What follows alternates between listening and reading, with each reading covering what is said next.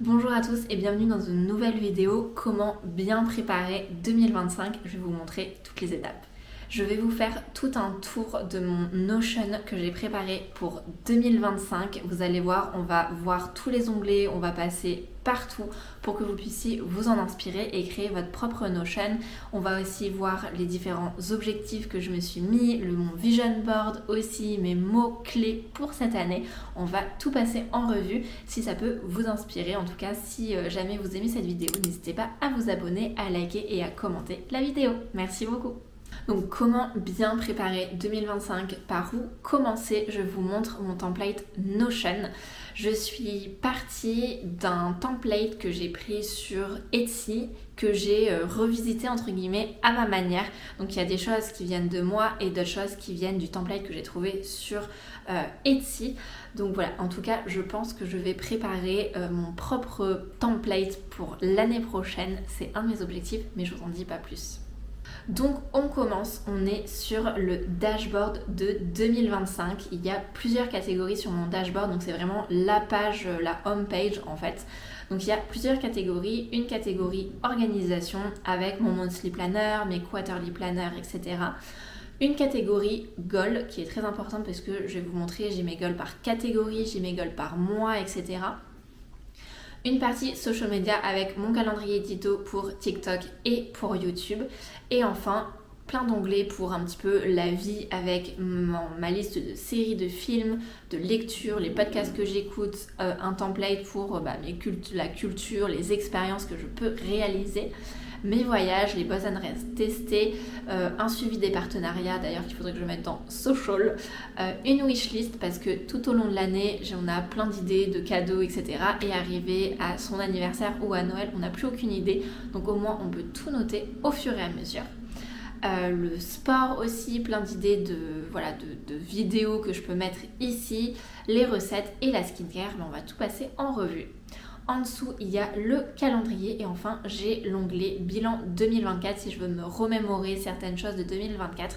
Tout est ici. J'ai d'ailleurs fait une vidéo bilan 2024. Si vous voulez la voir, je vous la mettrai en barre d'infos si ça vous intéresse.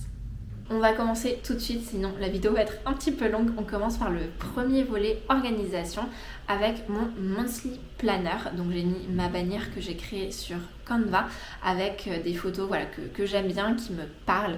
Et donc le monthly planner, ça va vraiment être là où je vais mettre un maximum de choses qui m'arrivent, en tout cas ou que je fais au quotidien. Donc on commence tout de suite avec Plan Your Month, donc prépare ton mois avec, donc dans un premier temps, les objectifs. Donc ici pour mettre le premier objectif, les mini-goals si on a réussi ou pas. Donc ici, ça c'est en fait pour cliquer si on les a réussi ou pas. Et ensuite ici vous mettez donc quel est votre plus gros objectif, quel est un mini-goal si vous en avez plusieurs. Et ensuite il y a à la fin du mois un peu un bilan du mois que je trouve hyper intéressant. Ça c'était sur le template Notion que j'ai acheté du coup sur Etsy. Donc ton mois en emoji, comment je me suis sentie, les moments favoris du mois, tes plus gros challenges, tu es fière de toi, pourquoi, qu'est-ce qui te fait faire, pourquoi tu es fière de toi, est-ce que tu as fait réaliser certaines choses. Et il y a plein de petites questions comme ça qui permettent de faire un bilan du mois qui sont hyper intéressantes parce que quand on fera un bilan de l'année, ce sera plus simple de regarder toute cette partie-là. Donc après moi je me suis notée ici de remettre certains objectifs parce qu'effectivement j'ai mes objectifs que je vais vous montrer sur toute l'année, mais j'aime bien aussi avoir quelques petits objectifs par mois liés à la saison ou à autre chose. Donc je me suis remis ça ici et après je pense que je verrai si je me remets tous mes objectifs à un endroit ou pas. Mais voilà, je me suis renoté ça.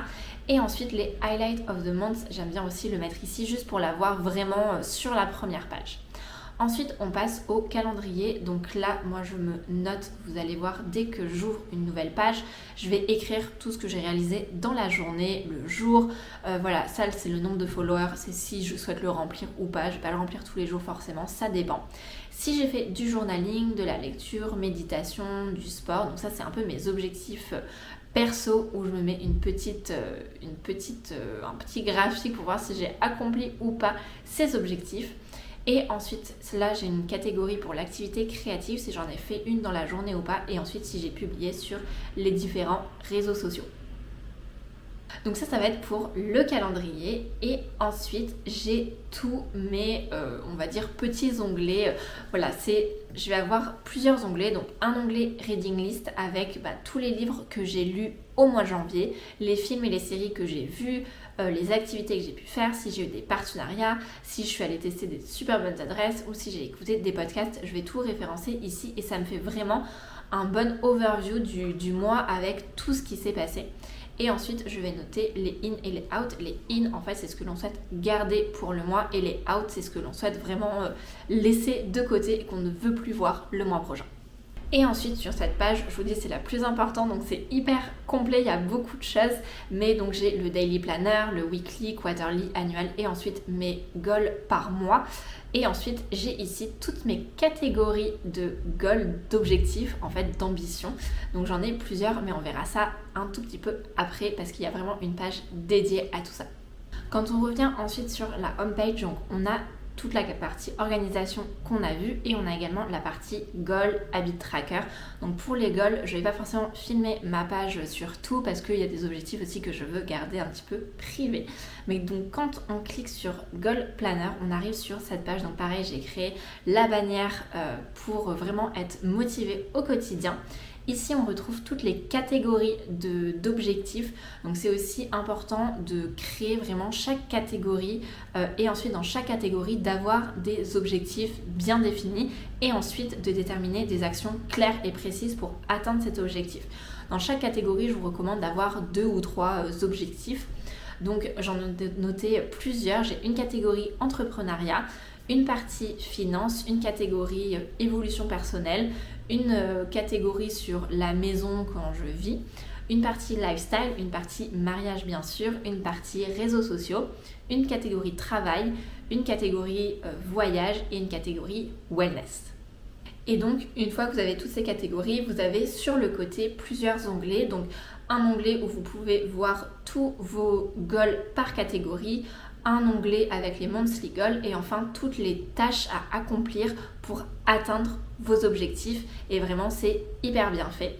Donc, en premier, on a les monthly goals. Donc voilà, c'est fait comme ça où vous avez vraiment tout ce qu'on a vu juste avant avec vos goals par mois. Donc, à vous de le remplir, etc. et de faire un bilan. Et comme ça, vous avez vraiment une page dédiée par mois. Et donc, ensuite, quand vous cliquez sur tous les goals, là, vous avez vos goals par catégorie. Donc, je ne vais pas tout vous montrer, mais donc par catégorie, au moins vous pouvez voir un tout petit peu.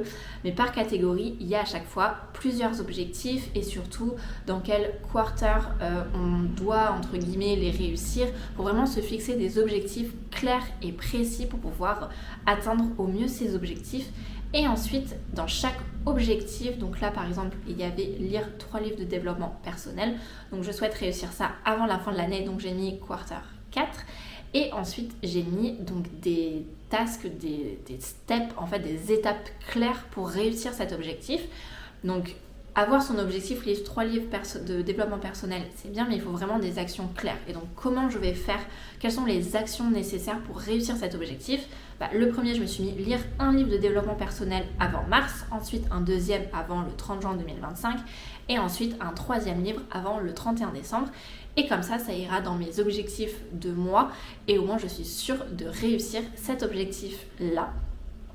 Et ensuite, vous avez toutes vos tasks et toutes vos étapes, en tout cas, répertoriées dans un autre onglet avec donc les étapes pour réussir vos objectifs, les dates, le statut et ensuite à quel objectif c'est lié. Donc, c'est hyper bien organisé. On continue ensuite, troisième partie, réseaux sociaux. Alors ça, je vais pas forcément vous montrer, ça vous intéresse peut-être pas, mais voilà, c'est un calendrier éditorial où je me note toutes mes idées pour les réseaux sociaux, que ce soit TikTok, YouTube, Instagram. Donc voilà, c'est vraiment ici que je note tout avec tous les éléments à créer. Et ensuite, on a une catégorie plus vie qui peut là peut-être plus vous intéresser. Donc on a Watching List. Donc ça, c'est vraiment tout ce que je regarde au fil de l'année. Donc ici, j'avais tout un onglet sur 2024. Alors là, j'avais mis un filtre, donc je vais l'enlever. Mais voilà, je me suis mis plusieurs filtres. C'était film, K-drama, série TV, émission ou documentaire. Et donc, quand j'enlève, j'ai vraiment tout sur 2024 tout ce que j'ai vu. Donc ce que je fais, c'est que je note le nom de la série ou du film, le genre que c'est, le type, donc si c'est une série, un film, etc. L'état, si j'ai terminé, si c'est en cours ou pas commencé, la note, le mois et l'année, et si j'ai des commentaires. Ça me permet vraiment ensuite d'avoir un état des lieux un petit peu de tout ce que j'ai pu regarder et s'il y a des séries que j'ai adorées ou pas. Voilà, j'aime bien pouvoir suivre tout ça. Ensuite, on continue pour la partie reading list, c'est un petit peu le même principe. Pour toute cette partie-là, donc pareil, je vais noter le nom du livre, l'auteur, le genre, l'état si c'est terminé, en cours ou pas encore commencé, la note, le mois et le commentaire. Et j'ai des catégories en fait par année pour pouvoir tout suivre. Ensuite, j'ai le même principe avec podcast où je vais écrire tout le nom du podcast, etc. J'ai une catégorie culture où, pareil, je me note toutes les cultures, expériences que j'ai pu vivre, quel mois, quelle année. Ça me permet aussi de suivre un petit peu tout ce que j'ai pu faire. J'ai tout un onglet voyage avec, donc là c'était voyage 2023, planning voyage. Donc ça c'est un peu un onglet où c'est un peu les voyages de rêve que j'aimerais faire pour pouvoir les prévoir. Ici j'avais tout un planning pour 2023. Et ici, c'est un récapitulatif de tous mes endroits visités. Voilà, j'aime bien suivre ça aussi. Ensuite, j'ai un onglet, donc bonne adresse testée. Donc là, c'est pareil, je vais mettre le nom du restaurant, quel type, l'année où je l'ai testé, le mois et si j'ai des commentaires. Ensuite, j'ai un suivi partenariat où ça, je vais le mettre sur l'onglet social. Ensuite, workout, ça permet vraiment d'avoir une liste de... alors ici, c'était un template aussi que j'avais trouvé, mais donc ici, de déterminer, ok, le lundi, qu'est-ce qu'on veut travailler, mardi, etc. On se note tout.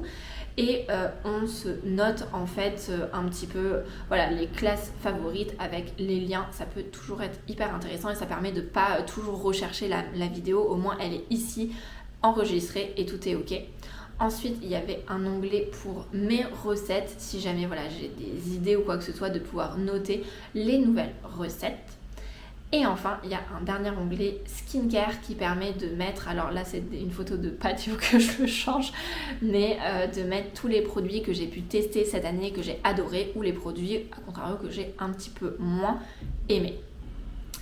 Donc voilà pour cette page-là avec toutes les différentes catégories. On a ensuite donc le calendrier avec une overview du mois. Et ensuite en dessous donc on a mon bilan 2024 et le vision board que je vais vous montrer tout de suite. Donc pour rappel, c'est dans la précédente vidéo, mais j'ai choisi 3 mots pour 2025: ambition, créativité et découverte. J'ai fait mes différents objectifs en fonction donc des catégories et je me suis créé mon vision board qui est ici. Donc si jamais ça vous intéresse, je pourrais vous montrer comment faire un vision board. Voilà, mais du coup il y a donc faire des activités créatives avec des cours de poterie, faire un voyage en Italie, faire du journaling qui est très important pour moi en tout cas, marcher, faire des pilates, prendre soin de soi. Mais voilà, tout ça je l'ai combiné du coup dans mon vision board, mais je pourrais en tout cas faire une vidéo dédiée sur comment faire son vision board en fonction de ses objectifs si ça vous intéresse. En tout cas, n'hésitez pas à me dire dans les commentaires. Voilà, j'espère que cette vidéo vous a plu, que ça vous a aidé un petit peu pour préparer vous aussi votre Notion de 2025 et préparer cette année. En tout cas, n'hésitez pas si vous avez aimé cette vidéo à vous abonner, liker et mettre un petit commentaire, ça fait toujours plaisir. Si vous aimez ce genre de vidéo aussi, n'hésitez pas à me le dire et du coup je continuerai la productivité, template Notion, c'est vraiment quelque chose qui m'intéresse énormément. Donc voilà, si ça vous intéresse, je continuerai en 2025. En tout cas, merci beaucoup d'avoir regardé cette vidéo et je vous dis à bientôt.